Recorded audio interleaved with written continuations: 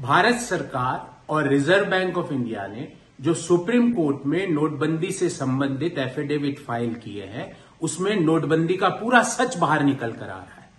जब भारत सरकार ने यह कहा कि हमने रिजर्व बैंक के अप्रूवल से सोच समझ के 9 महीने तैयारी करके नोटबंदी करी, पर वो ये बताना भूल गए कि जिस दिन नोटबंदी हुई 8 नवंबर 2016 के दिन, उससे कुछ घंटे पूर्व जब रिजर्व बैंक ऑफ इंडिया की मीटिंग हुई तो भारत सरकार ने नोटबंदी के जो जो ऑब्जेक्टिव्स बताए, रिजर्व बैंक ऑफ इंडिया ने सारी बातें उसके कॉन्ट्राडिक्शन में कही। और मैं यहां पे 5 बातें आपके सामने रखना चाहता हूं।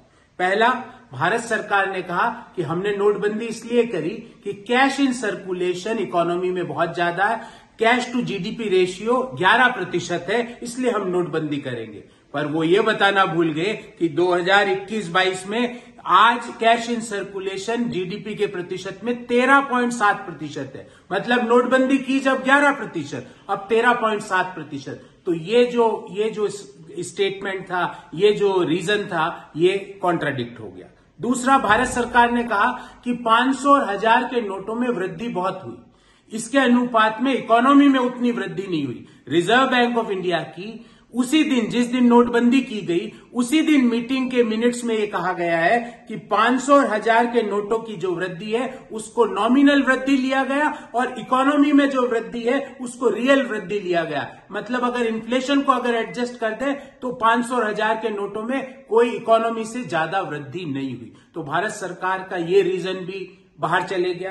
तीसरा, भारत सरकार ने रीजन दिया कि फेक करेंसी से निजात मिलेगा। रिजर्व बैंक के मिनट्स कहते हैं, जो affidavit reserve bank of India ने सुप्रीम कोर्ट में फाइल किया, कि फेक करेंसी मात्र 0.023% है। मतलब 17 लाख करोड़ में से फेक करेंसी सिर्फ 400 करोड़ है। ये रिजर्व बैंक ने एफिडेविट फाइल करके बताया सुप्रीम कोर्ट को। तो ये रीजन भी वॉश आउट हो गया।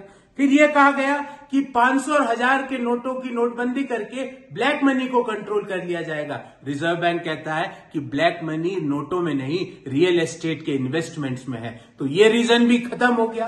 5वां, हमको बताया गया प्रधानमंत्री जी द्वारा कि नोटबंदी से टेरर फंडिंग खत्म हो जाएगी। रिजर्व बैंक ने कहा कि नोटों का इस्तेमाल का, टेरर में उपयोग का हमारे पास कोई एविडेंस नहीं है। और अंत में हमें यह बताया गया भारत सरकार द्वारा एफिडेविट में कि रिजर्व बैंक तो 500 और 1000 के नोटों को बदलने की तैयारी कर ही रहा था। अगर वो कर रहा था, अगर उनकी तैयारी थी, तो हमारे जो एटीएम से नए नोट निकलने में इतना समय क्यों निकल गया? 10-10, 12-12, 15-15 दिन तक लोग लाइनों में क्यों खड़े रहे? उस दौरान 150 से ज्यादा लोगों की मृत्यु क्यों हो गई लाइनों में खड़े होके? तो आज नोटबंदी का पूरा सच देश के सामने आ गया। भारत सरकार ने जब नोटबंदी करी तो रिजर्व बैंक ऑफ इंडिया उसके पक्ष में नहीं था। उसके एफिडेविट में जो मिनट्स ऑफ मीटिंग का जो हवाला दिया गया सुप्रीम कोर्ट में, वो भारत सरकार के जो नोटबंदी के जितने कारण बताए गए, उस मिनट्स ऑफ मीटिंग में उनका कॉन्ट्राडिक्शन था। प्रधानमंत्री मोदी जी किसके कहने से नोटबंदी की?